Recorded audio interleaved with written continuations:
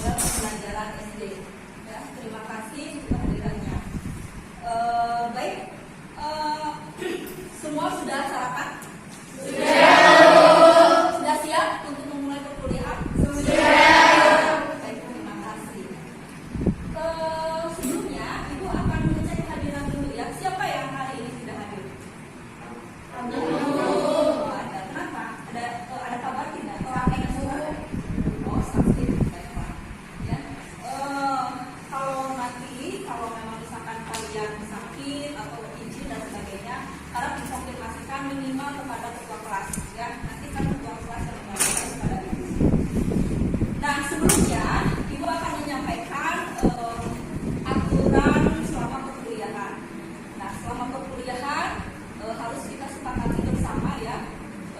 Ketika kalian melanggar, nah itu konsekuensinya kalian harus menerima hukumannya, gitu ya, atau konsekuensinya. Yaitu kalau misalkan ada kalian yang ngobrol sendiri atau main HP sendiri, mohon maaf, silahkan mengikuti perkuliahan di luar kelas saja, ya. Oke, kita sepakat? Terima kasih. Sebelumnya, di pertemuan sebelumnya kita membahas terkait model pembelajaran kontekstual. Nah, tentunya itu model pembelajaran kontekstual itu adalah model yang memang cocok untuk usia-usia SD ya. Karena usia SD itu selain kontekstual adalah konkret. Nah, kontekstual itu ada yang masih ingat apa yang dimaksud dengan kontekstual itu? Ya, Putri silakan. Kontekstual itu metode pembelajaran yang mengaitkan konsep dengan pengalaman pribadi dan semuanya. Terima kasih, bagus sekali. Ya, itu. Jadi kontekstual itu adalah mengaitkan materi yang akan dibahas dengan pengalaman atau kehidupan peserta didik sehari-hari. Ya. Nah, ini ada kaitannya dengan yang mau dipelajari oleh kita, yaitu model pembelajaran pakem. Tapi sebelumnya, Ibu akan menginformasikan bahwa setelah proses perkuliahan ini selesai, Ibu harapkan kalian ya bisa menjelaskan dan bisa menerapkan model pakem ini. Ya, kan ada mungkin kalian di luar misalkan sudah melakukan pengajaran gitu ya, seperti misalkan les ya, atau misalkan di sekolah membantu saudara atau membantu ibunya untuk mengajar di SD dan sebagainya. Bisa kalian terapkan ya. Nah, saya harap kalian juga bisa menerapkan dalam kehidupan sehari-hari kalian terkait model pembelajaran pakem ini. Ya, terus selain itu juga langkah-langkahnya dalam proses perkuliahan ini yaitu kalian berdiskusi ya, berkelompok. Nah, saya menggunakan model PBL ya. Sudah duduk secara kelompok ya semuanya? Sudah. Oke, ada berapa kelompok di sini semuanya? Ada 5 ya? 5 kelompok. Baik. Kita lanjut saja ke penjelasan materinya, yaitu model pembelajaran pakem. Ada yang tahu model pembelajaran pakem itu apa? Jangan Putri saja, yang lain coba. Ada yang tahu pakem itu apa? Ya, sebutkan namanya dan MPS.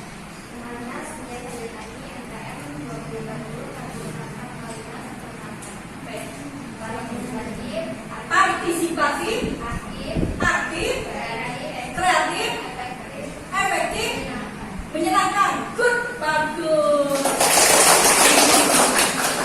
Oke, next. Nah, tapi sebelumnya kita lihat dulu gambar di sini, ya. Gambar di sini mungkin ada ibunya lagi memberikan arahan ya kepada anaknya gitu. Nah, dilihat saja dulu, nanti bisa dianalisis sama kalian ya. Next.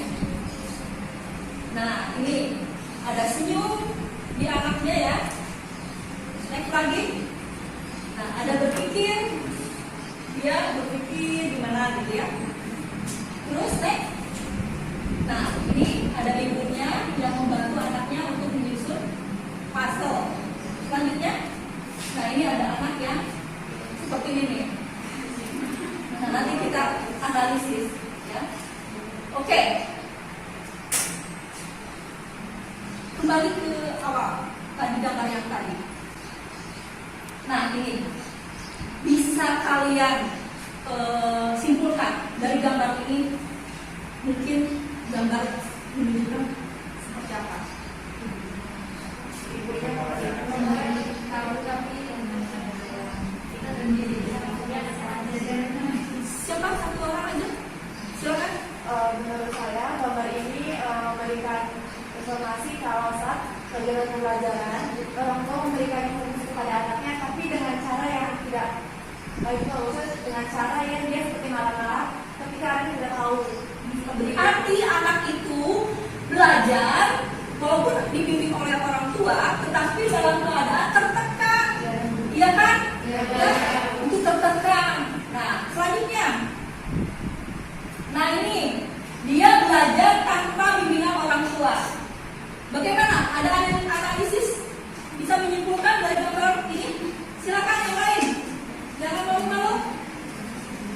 Siapa? Ya. Silakan. Menurut saya dari gambar itu anak itu lebih suka belajar sendiri dari media tertentu gitu daripada belajar sama ibunya gitu dari yang gambar yang awal. Iya, baik, terima kasih, bagus. Jadi sebetulnya kalau belajar itu bisa dilatih anak itu sedini mungkin untuk belajar lebih mandiri. Tetapi ya tentunya dirancang ya oleh guru ataupun orang tua. Di sini kalau dalam proses pembelajaran kita itu berarti guru yang berperan untuk merancang bagaimana peserta didik supaya bisa belajar lebih mandiri. Next. Nah, ada yang tahu ini sedang apa? Berpikir, ya bagus. Jadi kita sebagai guru, apalagi di SD itu sedini mungkin kita harus melatih bagaimana anak bisa mengembangkan kemampuan berpikirnya, ya. Jadi dilatih gitu. Walaupun anak-anak tetap harus dilatih untuk mengembangkan kemampuan berpikirnya, ya. Baik. Selanjutnya. Ada yang bisa menyimpulkan gambar ini? Belajar yang menyenangkan. Mungkin ini termasuk contoh pembelajaran pakem, karena menurut saya ini gambar yang mewakilkan kegiatan ataupun model pembelajaran pakem. Karena apa? Di sini saat bermainkan puzzle dia terlihat seperti bahagia, menyenangkan. Terus anaknya jadi aktif karena dia membuat bentukan dia sendiri. Kemudian partisipatifnya yaitu dia ikuti ibunya bagaimana cara dari awal membuat puzzle tersebut. Bagus sekali. Jadi di gambar ini kelihatan anak ini antusias ya untuk menyelesaikan tugasnya. Ini salah satunya yaitu menyusun puzzle ya, dan tentunya dengan bimbingan orang dewasa. Di sini orang tua. Kalau kita yaitu kalau di kelas guru ya. Oke, selanjutnya. Nah ini bisa menganalisis. Jangan Putri saja. Silakan. Siapa yang mau bisa menganalisis gambar ini? Ada yang bisa? Ayo, masa tidak bisa menganalisis gambar ini? Ya, silakan. Menurut Farah itu adalah pembelajaran secara mandiri, tetapi tidak mendapatkan pengawasan dari orang tua secara maksimal. Jadi anaknya terlalu lelah belajar sendiri gitu loh, Bu. Ya, bosan jadinya. Bisa jadi seperti ini, dimanapun dia berada, ketika dia proses pembelajarannya memang membosankan, akan seperti ini. Jadi dia cepat lelah, ya, karena monoton gitu dalam proses pembelajarannya. Nah, kenapa ibu memberikan tayangan-tayangan seperti ini supaya kalian bisa menggambarkan bagaimana seharusnya dalam proses pembelajaran, ya. Nah, ini berkaitan dengan model pembelajaran pakem, ya. Seperti yang kalian ketahui tadi bahwa pakem itu memang yang pertama adalah salah satunya adalah partisipatif, terus aktif, kreatif, dan menyenangkan.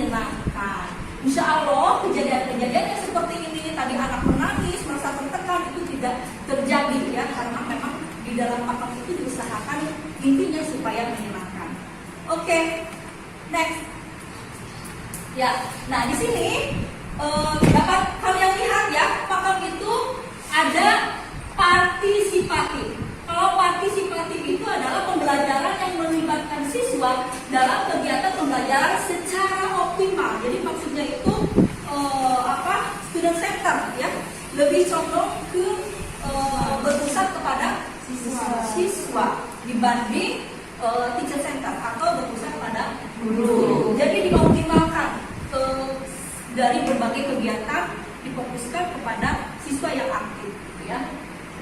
Selanjutnya yaitu yang kedua, aktif. Yang dimaksud dengan aktif itu pembelajaran yang lebih melibatkan aktivitas siswa dalam mengakses informasi. Dalam mengakses informasi ada berbagai cara untuk mengembangkan kemampuan berpikir siswa. Itu salah satunya menganalisis, mensintesis, dan pemecahan masalah. Ya, itu bisa dilatih di SD dari sejak SD sehingga kemampuan dalam berpikir siswanya berkembang, gitu ya. Jadi supaya aktif. Nah, akhirnya ketika mereka dilatih untuk aktif, nah diharapkan mereka bisa menentukan kesimpulan sehingga menghasilkan nilai baru atau teori baru yang dapat mereka pahami, kemudian dapat mereka implementasikan ke dalam kehidupan sehari-hari. Selanjutnya ada kreatif. Yang dimaksud dengan kreatif itu di sini menuntut guru untuk menciptakan kegiatan belajar yang beragam sehingga memenuhi berbagai tingkat kemampuan siswa. Nah, untuk agar peserta didik bisa kreatif itu tentunya guru menyediakan berbagai metode dan strategi ya agar peserta didik itu bisa kreatif. Contohnya misalkan metode bermain peran, berkelompok, salah satunya ya berkelompok, dan pemecahan masalah. Selanjutnya efektif.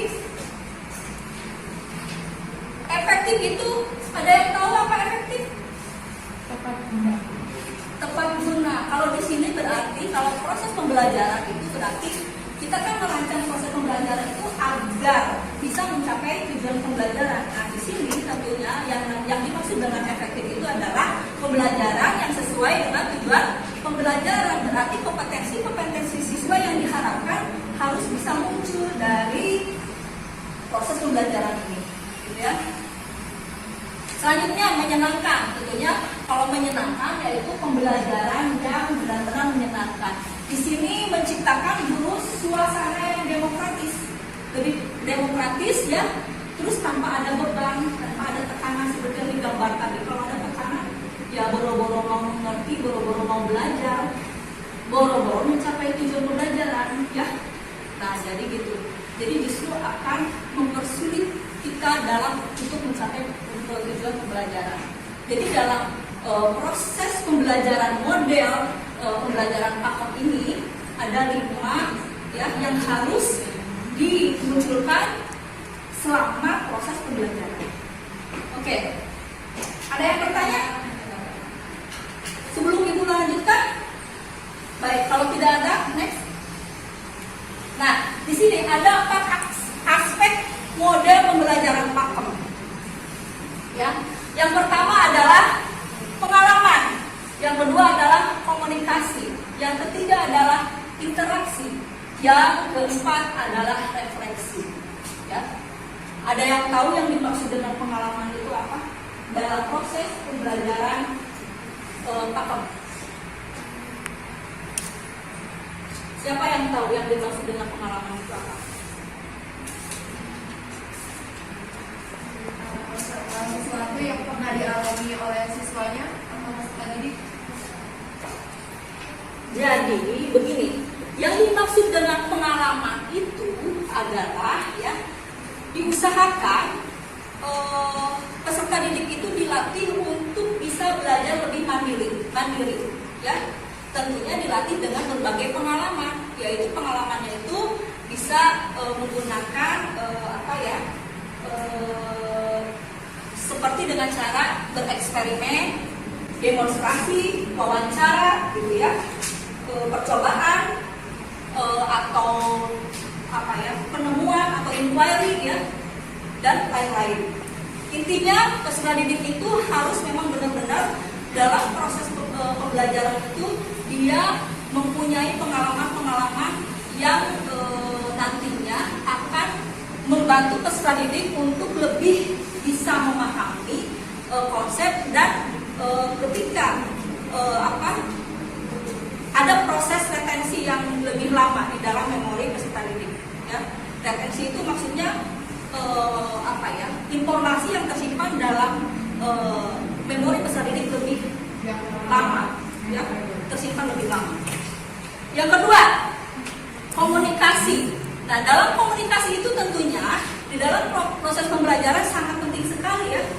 Ya, salah satunya misalkan bagaimana kegiatan peserta didik supaya bisa terjalin komunikasi. Salah satunya dengan memberikan kesempatan peserta didik untuk mempresentasikan apa yang dia sudah didiskusikan dengan kelompoknya.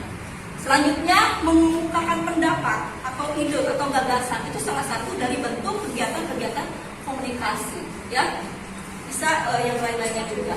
Terus yang ketiga adalah interaksi. Dalam proses pembelajaran yang diharapkan itu ada interaksi yang aktif ya antara siapa dan siapa. Coba ada yang tahu? Antara guru dan siswa dengan metode yang ada. Siap, bagus ya. Jadi interaksi dalam proses pembelajaran itu tidak hanya satu arah dan tidak hanya dua arah, tetapi kalau bisa 3 arah ya. Yang pertama adalah interaksi guru dengan siswa, lalu siswa dengan siswa, dan interaksi siswa dengan sumber belajar ya. Nah, interaksi itu bisa diberikan dalam kegiatan atau contohnya kegiatan misalkan tanya jawab gitu ya, atau debat. Biarkan dia berinteraksi supaya dia bisa mengoreksi atau menambah atau menyempurnakan pemahaman yang mereka dapat selama proses pembelajaran. Jadi kan misalkan pengetahuan sebelumnya yang dia miliki misalkan hanya berapa persen gitu kebenarannya. Tetapi setelah adanya tanya jawab, debat, hasil diskusi dan sebagainya, sehingga pemahaman yang sebelumnya dia miliki itu lebih lengkap dan lebih sempurna. Dan kalaupun ada kesalahan-kesalahan, dia bisa mengoreksinya sendiri. Oh, selama ini berarti pemahaman saya salah atau keliru.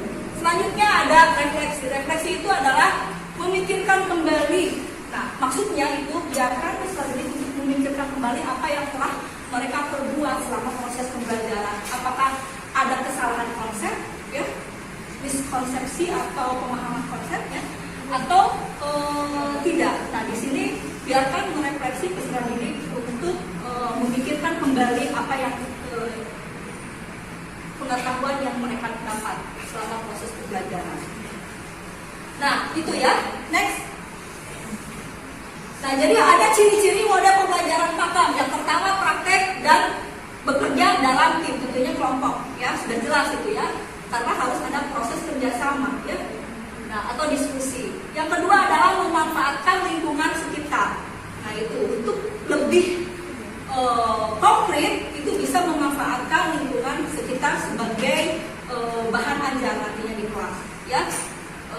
Jadi bisa memanfaatkan lingkungan yang ada, misalkan bisa di sekolah ataupun misalkan benda-benda yang ada di rumah bisa dijadikan sumber belajar bahan ajar di sekolah nantinya. Selanjutnya, pembelajaran di dalam atau di luar kelas. Jadi untuk lebih kontekstual bisa saja pembelajaran dilakukan di dalam kelas ataupun di luar, ya. Itu akan lebih menyenangkan. Karena kan kalau belajar di kelas terus akan bosan, ya. Jadi ajak sesekali peserta didik untuk belajar di luar. Tentunya itu dengan kontrol yang penuh, ya. Yang ketiga adalah multi aspek. Multi aspek itu antara lain ada logika, praktika, etika. Logika itu ibaratnya biarkan peserta didik untuk membangun pengetahuannya sendiri, ya. Tentunya dengan mencari mencari pembenaran pengetahuan, ya. Untuk mencari kebenaran itu harus logis, itulah ibaratnya seperti itu. Dan praktika biarkan mereka berbuat atau melakukan sendiri, ya. Seperti misalkan eksperimen atau demonstrasi atau dan sebagainya, sehingga pemahamannya lebih kuat dan pengalaman yang dialami oleh peserta didik itu bisa lebih membuat suasana atau pembelajaran lebih bermakna. Dan etika, yang dimaksud dengan etika itu dia bisa membedakan baik buruknya, ya. Baik buruknya misalkan ini misalkan kalau dalam pengetahuan kan biasanya ketika kita tidak jujur, misalkan apa sih baiknya untuk kita, dan ketika tidak jujur apa buruknya, salah satunya seperti itu.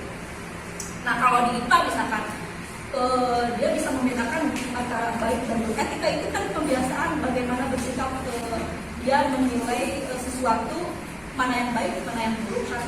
Gitu. Jadi kalau di dalam proses pembelajaran berarti dia tahu ketika pohon tidak disiram akan seperti ini, tapi kalau disiram akan menghasilkan pohon yang ibaratnya berbuah dan ibaratnya segar, tidak akan mati dan lain dan sebagainya. Jadi di situ ya. Next. Nah di sini ada metode yang digunakan dalam model pakem, salah satunya tapi banyak ya. Metode diskusi, metode tanya jawab, metode sosiodrama, dan metode inquiry. Tapi masih banyak lagi yang bisa dimasukkan ke dalam model pakem. Selanjutnya, nah ini tujuan pakem ya, menurut Indrawati ya 2005. Tujuan pakem adalah untuk menciptakan lingkungan belajar yang menyenangkan dengan menyiapkan siswa memperoleh keterampilan, pengetahuan, dan sikap untuk persiapan kehidupan di masa depan. Kegiatan pakem mengeksplorasi pengelolaan kelas, belajar aktif, strategi dan teknik pembelajaran yang efektif untuk mengembangkan kemampuan siswa untuk berpikir yang tadi sudah dijelaskan ya. Nah ini, sebagai pendidik, dosen berkewajiban menciptakan suasana pendidikan yang bermakna, menyenangkan, kreatif, dinamis, dan logis. Nah itu menurut Undang-Undang Nomor 20 2003 ya, pasal 40 ayat 2. Nah itu berarti itu memang tuntutan sebagai guru. Salah satu tuntutan sebagai guru itu kita harus memberikan pembelajaran yang bersifat bermakna, menyenangkan, kreatif, dinamis, dan logis ya. Oke, terima kasih. Mungkin untuk sementara ada yang mau bertanya atau tidak? Kalau tidak, kita lanjut ke tugas yang harus kalian lakukan. Silakan ya. Next.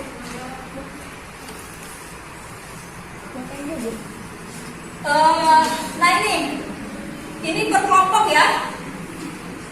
Ada tugas yang harus kalian kerjakan. Yang pertama adalah carilah metode-metode yang sesuai dengan model pembelajaran pakem, minimal 2 ya, satu kelompok. Yang ketiga, analisis metode tersebut. Jadi analisis apakah memang benar-benar termasuk model pakem gitu ya. Jelaskan alasan kesesuaiannya. Jadi untuk menjelaskan kesesuaiannya itu kita melihat dari langkah-langkahnya atau kegiatan dari metode tersebut. Apakah benar-benar kreatif, aktif yang tadi ya, partisipatif, dan menyenangkan. Nah itu kalau memang dari langkah-langkahnya itu ada 4 hal tersebut, maka itu boleh dikatakan bisa mewakili metode yang termasuk model pembelajaran pakem. Oke, silakan kalian berdiskusi dulu. Nanti kalau sudah selesai kalian bisa menjelaskan atau mempresentasikan hasil diskusi. Ya.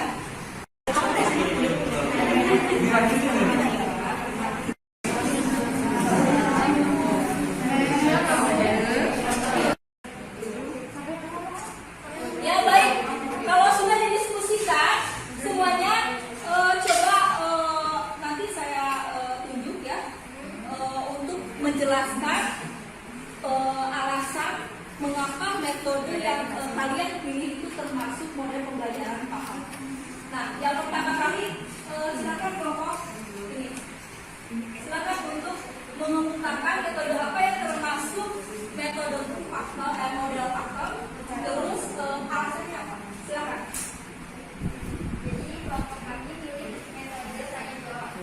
Karena dalam metode tanya jawab ini, siswa akan lebih berpartisipatif. Karena mereka kayak mengulang-ulang jalannya. Terus selain itu aktif, mereka beraktif untuk memikirkan kembali materi belajar yang sudah dibahas sama gurunya. Dan kreatif, mereka kreatif. Jawabannya apa ya? Menyenangkan karena mereka bisa saling Baik, ya. Terima kasih jawabannya, nanti kita tampung lagi ya. Tampung dulu. Selanjutnya kelompok putri, silakan. Baik, di sini kelompok kami menerapkan metode eksperimen. Kenapa metode eksperimen? Karena menurut kelompok kami, dengan metode eksperimen, siswa dapat melakukan secara langsung tentang hal-hal yang ingin dia buktikan gitu, Bu. Dengan begitu, pembelajaran platform yang meliputi partisipatif, aktif, kreatif, efektif, dan juga menyenangkan itu bisa tercapai. Karena apa? Mereka juga secara aktif melakukan cobaan tersebut sehingga mereka merasa itu hal-hal yang seru gitu, Bu. Karena mereka dapat secara langsung dan membuktikannya secara langsung. Seperti itu, Bu. Baik, terima kasih kelompok putri. Dan selanjutnya mungkin kelompok ini. Silakan. Metode apa dan jelaskan alasannya. Metode yang kami pilih metode kelompok, sebab metode ini mencakup pembelajaran platform, yaitu komunikasi, interaksi, pengalaman. Jadi siswa dapat melakukan komunikasi antar teman berupa bentukan ide atau gagasan untuk mendapatkan materi untuk mendapatkan materi dan dituangkan dalam pembelajaran. Baik, terima kasih. Selanjutnya, silakan. Kenapa kalian wisata? Ada alasannya?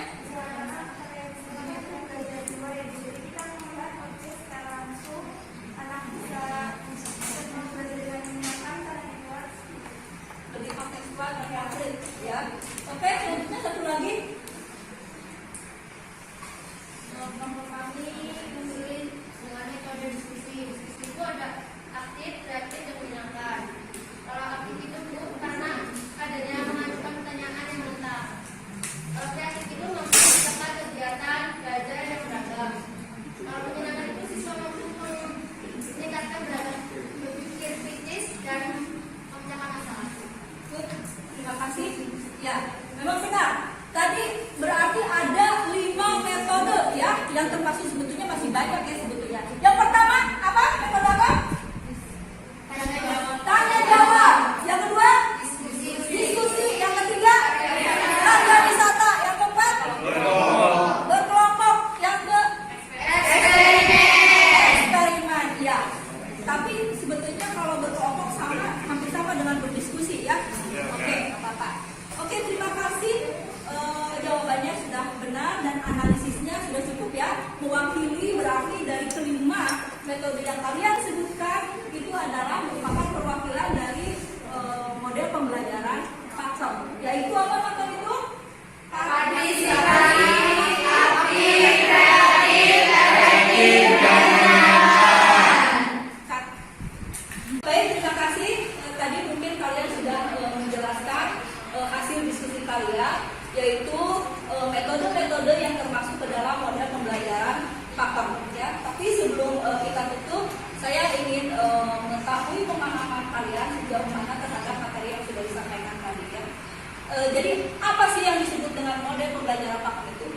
Model pembelajaran yang bertumbuh pada 5 prinsip, yaitu partisipatif, aktif, kreatif, efektif, dan menyenangkan. Bagus. Terus coba kamu yang berbaju biru, Jis, ya. Yang dimaksud dengan partisipatif itu apa? Pembelajaran yang melibatkan siswa dalam kegiatan pembelajaran secara optimal. Oke, secara optimal ya. Jadi memang benar-benar lebih condong ke student center ya. Jadi benar-benar yang lebih berperan itu dalam proses pembelajaran itu atau yang lebih dominan itu adalah siswa ya. Selanjutnya ya, kamu apa yang dimaksud dengan aktif? pembelajaran yang lebih melibatkan aktivitas siswa dalam mengakses informasi. Ya, betul. Mengaktifkan siswa dalam mengakses informasi. Tentunya di sini melatih peserta didik untuk mengembangkan kemampuan dalam berpikir seperti menganalisis, ya, mensintesis dan memecahkan masalah. Yang selanjutnya, coba kreatif itu apa? Menciptakan kegiatan belajar yang beragam sehingga memenuhi berbagai tingkat kemampuan siswa. Iya baik, tapi kalau kreatif itu lebih condong memang guru yang mempersiapkan bagaimana supaya menciptakan proses pembelajaran yang memunculkan kemampuan kreativitas peserta didik, ya, tentunya dengan menggunakan metode strategi, ya, yang tentunya bervariasi. Bagaimana supaya agar peserta didik itu kreatif itu dibantu oleh menggunakan metode dan strategi. Selanjutnya, yang disebut efektif itu apa dalam proses pembelajaran, model pembelajaran Pak? Efektif itu tepat guna pembelajaran sesuai tujuan pembelajaran. Iya, jadi efektif itu yang dimaksud efektif itu adalah pembelajaran yang sesuai dengan tujuan pembelajaran yang akan dicapai. Di situ bisa guru itu memberikan indikator-indikator capaian gitu ya yang harus dikuasai oleh peserta didik untuk mencapai AD atau tujuan pembelajaran. Oke, selanjutnya menyenangkan yang pakai baju kotak-kotak. Menyenangkan adalah pembelajaran yang menyenangkan sesuai demokratis atau tertentu. Iya, kalau menyenangkan itu berarti pembelajaran yang menyenangkan, berarti gurunya yang mengkondisikan atau menciptakan suasana yang lebih demokratis dan ramah gitu ya, supaya peserta didik itu tidak merasa tertekan atau tanpa ada beban dalam melakukan proses pembelajaran. Oke, terima kasih. Sampai di sini ada yang mau bertanya atau tidak terkait